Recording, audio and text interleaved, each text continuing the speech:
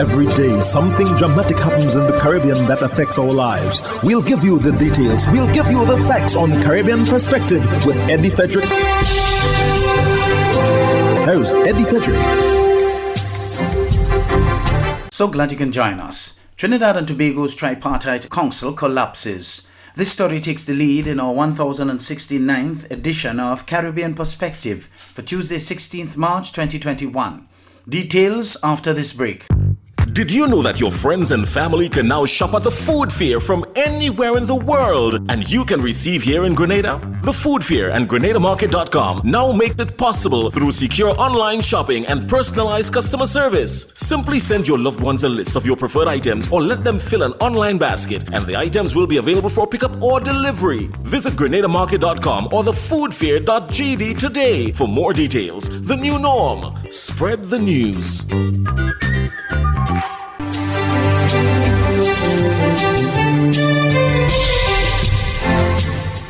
Welcome back. The collapse of the National Tripartite Advisory Council is being placed squarely on the feet of Trinidad and Tobago's Prime Minister Keith Rowley. This by leader of the Movement for Social Justice David Abdullah during a media conference at the party's head office in San Fernando.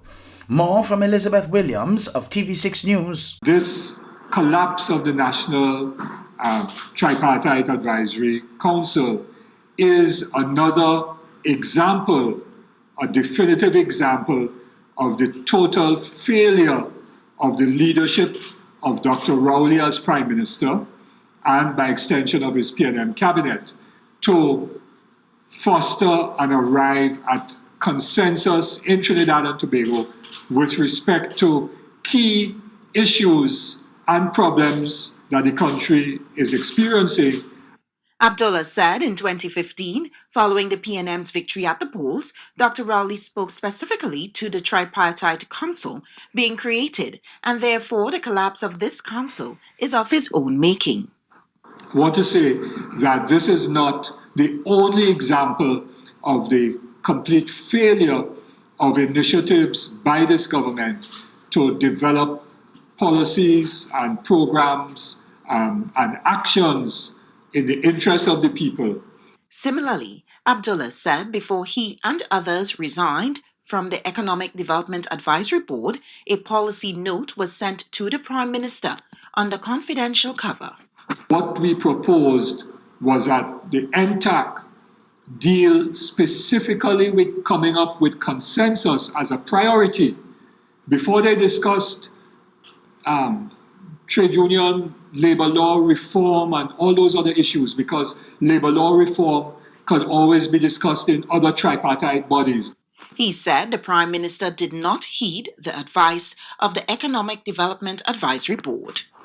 But the Prime Minister totally ignored the advice of the Economic Development Advisory Board, and this is why I'm saying today, without fear of contradiction, that the failure of tripartite lies squarely at the feet of Dr. Keith Christopher Rowley, Prime Minister of Trinidad and Tobago. He failed to heed the advice of the EDAB on this issue and on many other issues.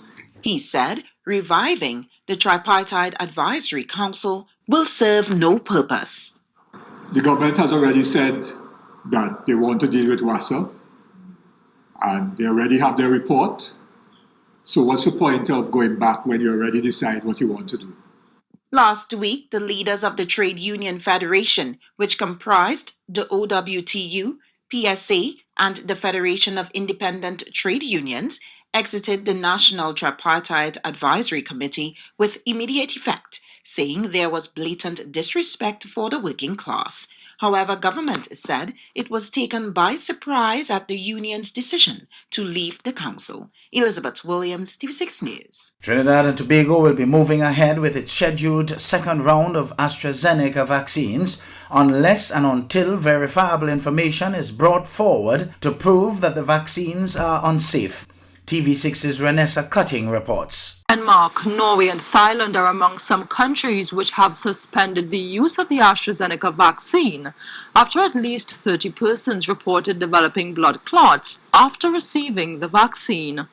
There was one patient in Denmark who died, and there were other patients who had blood clots. Denmark's government announced the suspension because they were not sure. This is not to say it's related to the vaccine, but when such cases occur, for safety, we have to postpone the administration of the injections to allow further investigation to take place.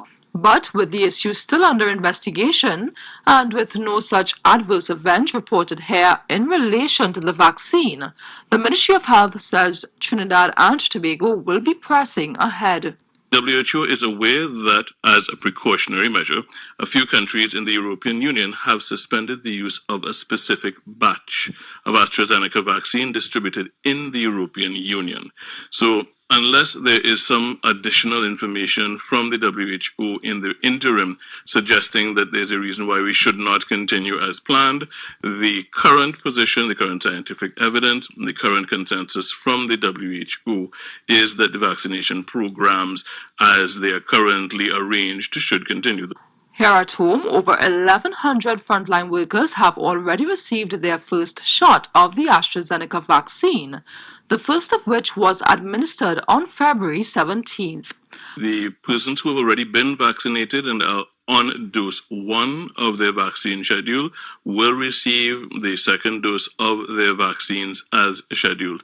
Now, as you would note, since the time frame to elapse between one vaccine and the next is between 8 and 12 weeks, that will vary from individual to individual according to the dose of their first vaccine. Persons who have experienced abnormal adverse events related to the vaccine are not recommended to have a second dose. However, the ministry notes that thus far, the vaccine has been very well tolerated, as is the case with the majority of persons who have received the vaccine worldwide. They've had 50 million persons in the world so far who have had the AstraZeneca vaccine, and they have had some causative effects in a few cases. So we just want to make sure we understand the ratio. It's 50 million who have had no issues so far, aside from minor side effects. Renessa Cutting, TV.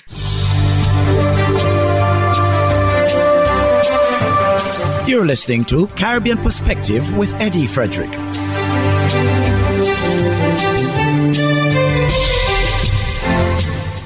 Antigua's Prime Minister Gaston Brown has defended the government's decision to use more than half of its Oxford AstraZeneca vaccine supply. The Prime Minister made the comments on his weekly radio show. ABS's Jessica Russell reports. We said that the optimal decision, though it comes at some risk, was to utilize an additional 7,000 of the vaccines to cover these vulnerable individuals. Prime Minister Gaston Brown stands behind the government's decision to use more than half of its Oxford AstraZeneca COVID-19 vaccines. The country started its vaccination campaign with 40,000 doses. 2 shots are needed for best protection against the deadly virus. However, the government has decided to use more than 20,000 of its current supply against the advice of health officials. When the cabinet looked at the risk of leaving at least another 7,000 vulnerable individuals unvaccinated and exposed to possible hospitalizations and death or their deaths, we said, look, you know what? That is not the optimal decision. He says more vaccines are on the way. Now, the risk that we have undertaken is evidently a prudent one, and we feel reasonably sure that the 14,000 vaccines, which is the first set of vaccines that we'll get from the COVAX facility, that they'll be delivered no later than April, which means that they will come in time for people to get their second dose. The second shot is recommended to be delivered 12 weeks after the first. A statement from the Health Ministry says vaccinations for frontline staff will continue this week.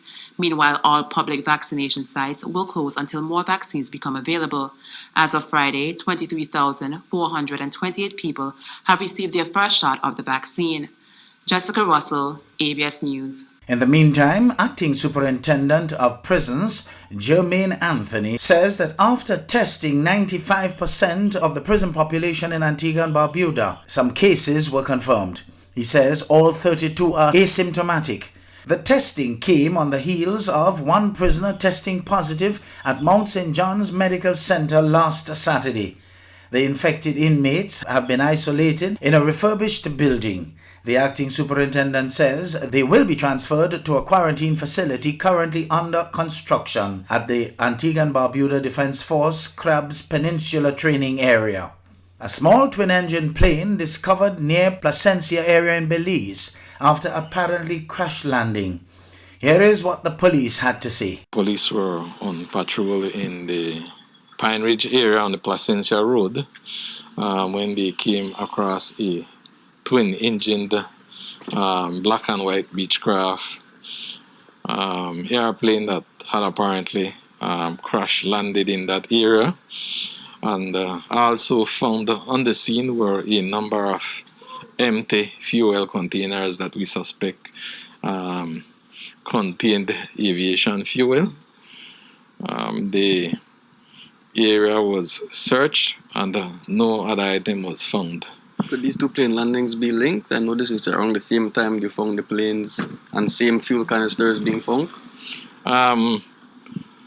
We were not able to establish that other than to say that the plane in the Placencia area seemed to have been there for a few days based on the surroundings when it was processed by the scenes of crimes.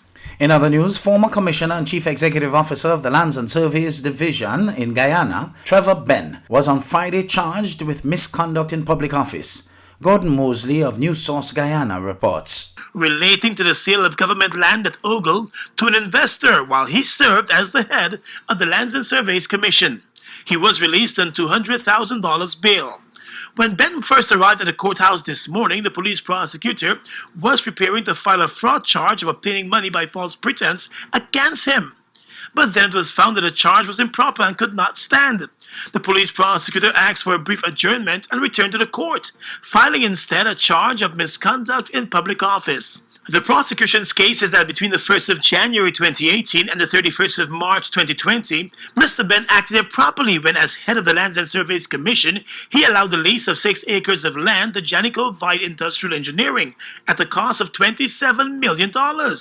The prosecution is contending that although the land is state-owned, it did not fall under the Lands and Surveys Commission at the time.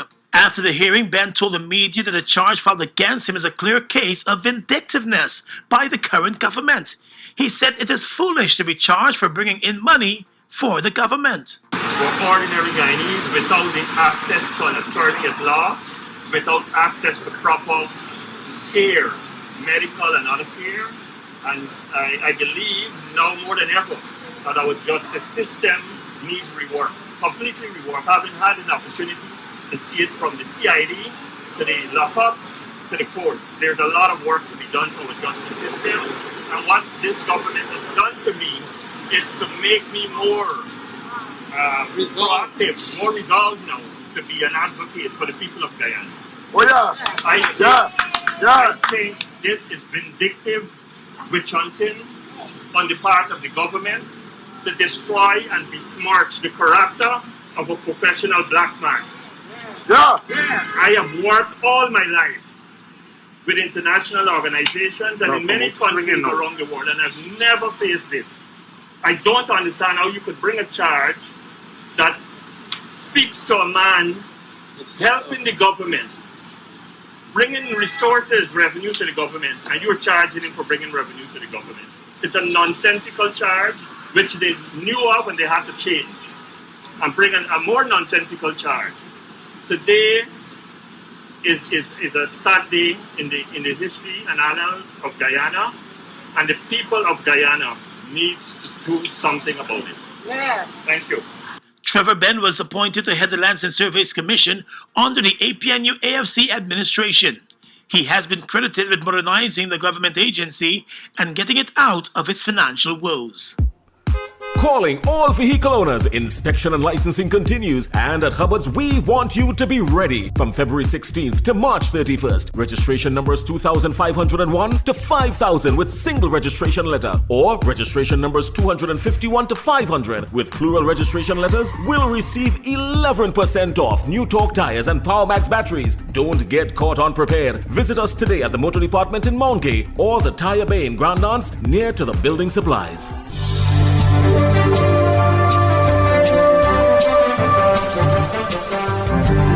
I am Eddie Frederick. This has been Caribbean Perspective, a whole new approach to highlighting developments in the Caribbean. In the meantime, please continue to log on to CaribbeanPerspective.com for more daily news and more.